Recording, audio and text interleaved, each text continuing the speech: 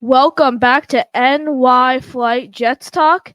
In this video, we are joined by Jets ESPN writer, Mr. Rich Cimini. Mr. Cimini, how are you doing today? Hey, Connor, how you doing? Thanks for having me. Thank you so much for joining. First time on the show, hopefully not the last. So great to have you. We all love listening to you on the Flight Deck podcast. Thank you. Incredible.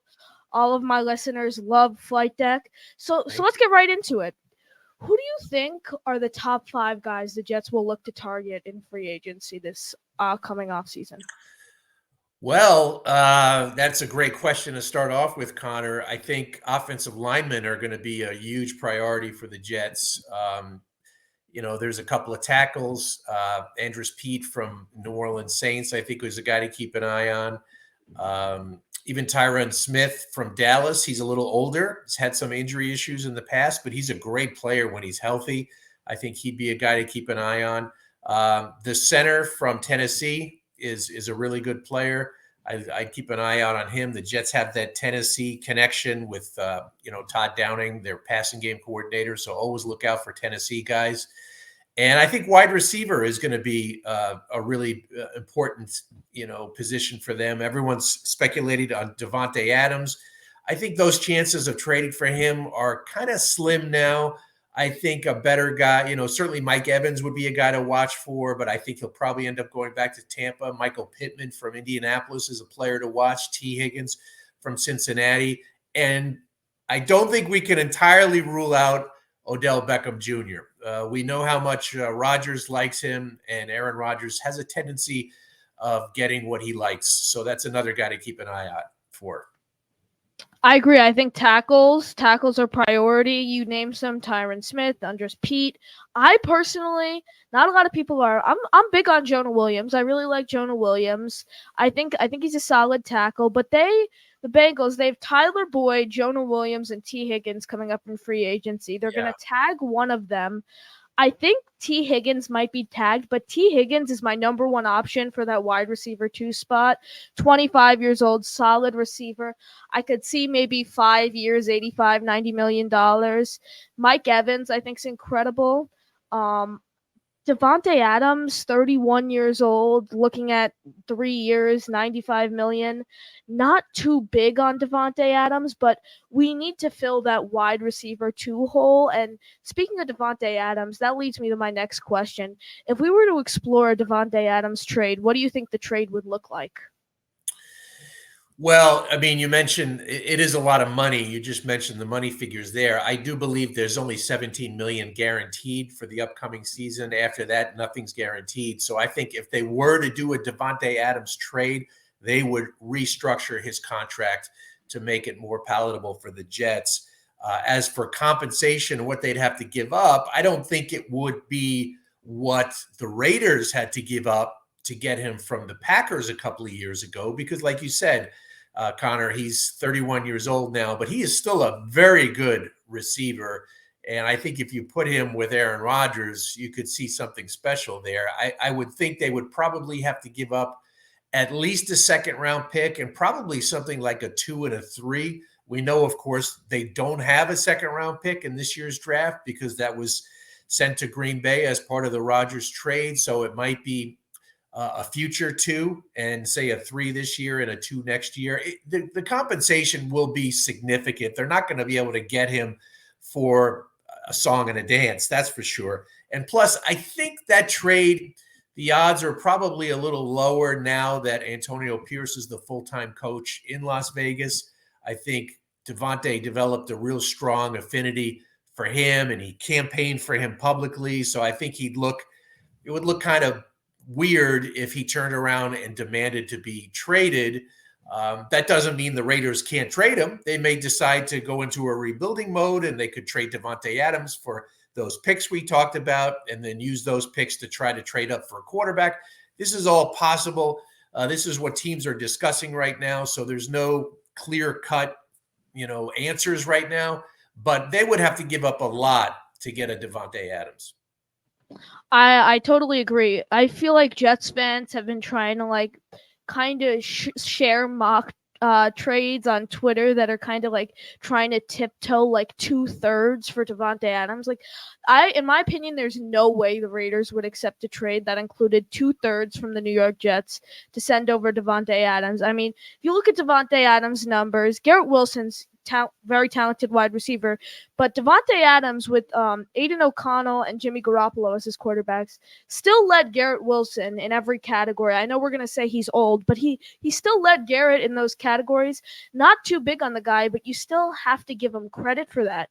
Yeah. Old, but a very talented wide receiver. Yeah, I don't think 31 is super old. Certainly, you're getting into that territory where, Yeah. some players just fall off a cliff at some point. But he, from what I understand, keeps himself in phenomenal shape. I don't think he's a guy who relies on speed only, which is good for an older receiver. I think he's just so smart and so crafty running routes. And if he were to come to the Jets, I think he would have such an unbelievable rapport with Aaron Rodgers that they would do things, like on those back shoulder throws. Yeah. They just have a rare chemistry. And I think if they were to get him, I think he would be a very good player for at least a year. Now, the question is, can you get the same kind of player in free agency where you don't have to give up the draft pick compensation? I think T. Higgins is a very similar player. I think Michael Pittman is also a very similar player. But these guys, are they going to be free agents, or they could get re-signed by their teams or get tagged? These are things we don't know at this point. But you could also draft a receiver as well. I think there's also a pretty good chance the Jets could go with that first round pick. If they don't get a tackle, they could draft a wide receiver.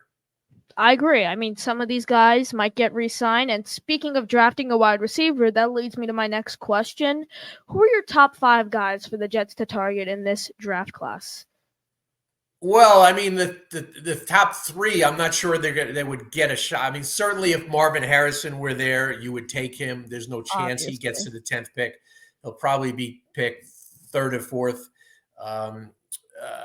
Malik Neighbors from LSU is an outstanding prospect. I think if you put him with the Garrett Wilson, man, you are talking about 2 really explosive players. But there's a really good chance he will be picked before 10th as well.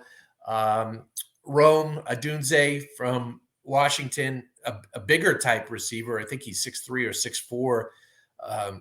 Again, would be a very good value at 10, but there's a chance he might be gone. Chance he might be there as well, maybe 50-50. So if it comes down to a choice between Rome or Olu Fashanu, the tackle from Penn State, I think they would probably go with the offensive tackle. I think offensive line is a number 1 priority for the Jets. I think Olu Fashanu, in my opinion, is most talented player for the Jets to target in this draft. If he's available, 100% take him. I like what you said about the wide receivers there. Malik Neighbors, the only thing that scares me a little is his size profile. Other than that, he's a solid red zone target. One guy I like, who I think would be a bit of a reach where the Jets are sitting, but who's a talented wide receiver, is Keon Coleman out of Florida State. 6'4", huge guy. I think very, very solid wide receiver. But I don't see the Jets reaching on him at that 10th. Yeah, he's probably more of a middle of the first round type guy. That size would be very intriguing for the Jets. I mean, they thought they were getting that guy with Alan Lazard, who's about 6'4" or 6'5", but as we all know, he hasn't really panned out. He'll get another chance this year before they move on from him. But, I think the Jets also could trade down from 10. And I know that's not a sexy thing to do, but if you look at it, they could trade down, possibly pick up that 2nd round pick that they traded away. So you recoup your 2nd round pick. And there are a couple of tackles that you could get in the middle of the first round. The kid from Oregon State, the kid from Oklahoma could be there. So the Jets could possibly trade down, get a 2nd round pick, and still get an offensive tackle in the middle of the first round, which would be a very kind of like a win-win scenario. I can totally see them trading down for that's something you definitely want to watch for. If little rumblings we hear, from covering the team, that's something you definitely want to write down and keep an eye on. Yeah, I agree. I think Fuaga is going to be available in the middle picks. I think Yes. I can see us trading back to fit that 15, 18 area. I can definitely see as I think Fuaga will be available there. And then like as you touched on with Alan Lazard comparing him size to Keon Coleman, that leads me to what I was going to ask you next. Mhm. With the draft and off season, where do you see Alan Lazard being located on the 2024-2025 depth chart? He'll be on the team. He's due to make 10 million. It's fully guaranteed. So there's no way the Jets are going to cut him because the cap ramifications would be massive. I think it would be $18 million or something they would get stuck with. They don't want to do that, obviously. And there's no one who would trade for him. He's coming off one of the worst statistical seasons that a wide receiver's had in the last few years. So there's no chance of doing that. So what the Jets want to do and what they will do is they're going to try to rebuild this guy's confidence. Aaron Rodgers said that he's going to make it one of his pet projects in the offseason is to try to rebuild Lazard's confidence. I think he lost his confidence. I think not having Rodgers out there hurt him in a way. I just think he needs to play with a greater sense of urgency, some more fire. The coaches want to see him recapture that passion that he had back in his days with the Packers that allowed him to come up as an undrafted free agent and moved up through the ranks. He didn't have that last year. He didn't have that fire, that urgency, and the coaches want to see that. I agree. I just don't think Alan Lazard's a wide receiver too. I mean, if you look at his film from Green Bay, you don't really need to be a film expert to look at it and say he's just not a wide receiver too. Sure, he can be a 3-4 guy you look to, but he's not a wide receiver too. That's the only way to put it. Yeah, he only had 750 something yards last year. That was his best year in Green Bay. I think a lot of that was the Rodgers factor. He's does drop the ball in training camp. I saw him with a bunch of drops in training camp. He doesn't win as many 50-50 balls as he should for a guy that size. So that's a little bit concerning. He's not a great route runner. He could be a little sharper in and out of his cuts. He is a good blocker, and that's important in the Jets scheme. I know they talked him up as a blocker when they signed him, but as it stands right now, 4 years, $44 million was just a gross miscalculation by the Jets. I think they overpaid for him. I agree. Overpaid 100%. Two more things before we let you go, Mr. Cimini. Do you think the Jets will tag Bryce Huff, extend him, or let him walk in free agency? I think they will try to extend him, Connor. I know some folks are speculating that they could tag him. Based on the conversations I've had with people who know this stuff better than I do, it's probably going to be about $23 million to tag a defensive end for the up. That's a projection at this point, but it's probably pretty close. So I think Bryce Huff is a terrific player, 10 sacks. I think he finished first among edge rushers in pressure percentage. He was really good rushing the passer on second and third down. Probably not an every down defensive lineman. He played only 42% of the snaps. And if you look at the last 5 years, of all the defensive players who got the franchise tag, not one of them played fewer than 72% of the snaps for their team that year. So that's why when you look at everything, I don't think the Jets are going to commit $23 million on a tag to Bryce Huff. However, I do think they will try very hard to sign him. From what I gather, I think you're probably looking at something in the 13 to 15 million a year range. Obviously, he's looking for more. That's how it goes. It's a negotiation. You try to find a common ground. I think he would be a good player for the Jets to keep. They developed him. They got him for nothing, basically, undrafted out of college. It's a great success story. Those are the kind of guys you want to keep. However, they did draft Jermaine Johnson in the first round. They drafted Will McDonald in the first round. They still have JFM. However, even with that, I think they will make a strong, spirited effort to try to keep Bryce Huff. The question is whether they're going to reach his number. I know from talking to Bryce Huff, he really wants to play every down. He wants to expand his playing time. I don't think he's going to get that opportunity with the Jets just because of the way they rotate their linemen.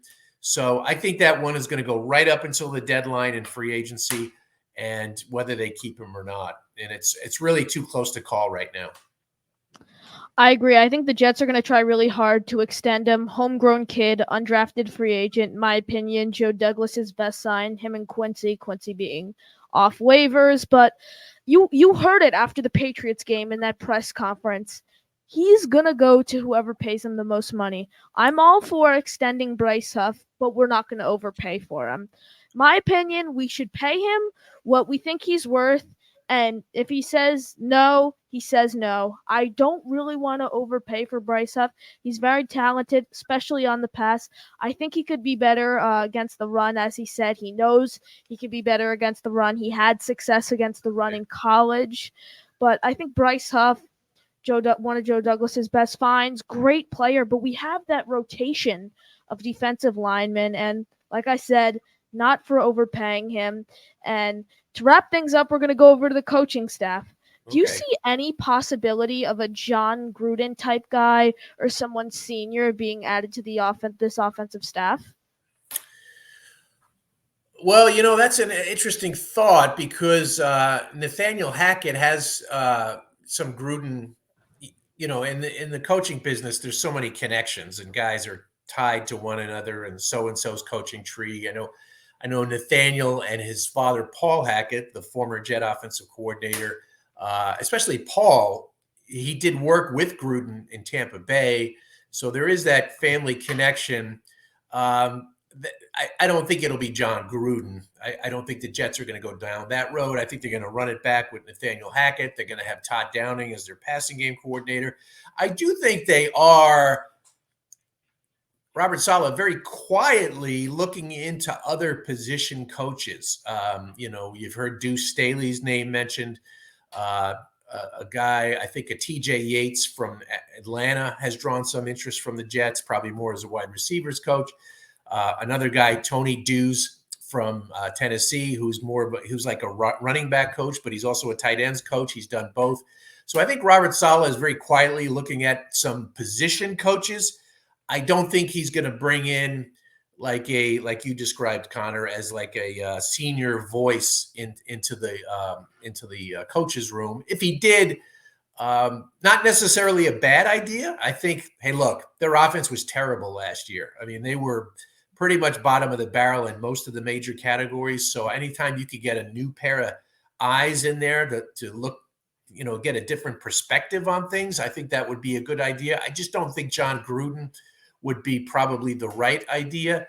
But I think you might be onto something. But I do think they will have some changes on that offensive staff. A lot of contracts are going to be expiring in the next couple of weeks. And so I do think you might see a change or two on the offensive staff. I agree. I threw John Gruden in there. I could see maybe possibility of Jay Gruden just because I didn't even think of the family connection. What I thought of is Hackett and the Gruden family both run that West Coast kind of offense. So that's why John Gruden came to mind for me. I think possibility of someone senior coming is, I think there's a chance. Like you said, Tony Dews was interviewed today.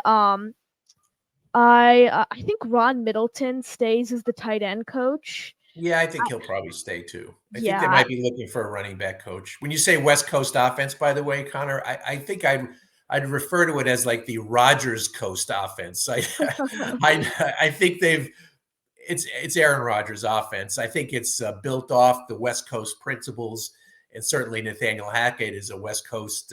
He grew up with that basically from the time he was probably crawling as a infant from his father, taught him the West Coast offense. But right now, I think it's more of a Rodgers Coast offense. I agree. Mr. Cimini, thank you so much for joining me. Any final thoughts? No, I really appreciate you having me. Those were great questions. You hit on all the major issues, and we'll see how it goes. It'll be an interesting offseason. It won't be as interesting as last offseason because we had the whole Rodgers trade. But every Jet offseason is always an interesting journey unto itself. Totally agree. Thank you guys for watching, and we'll see you on the next one. Thank you. JETS, Jets.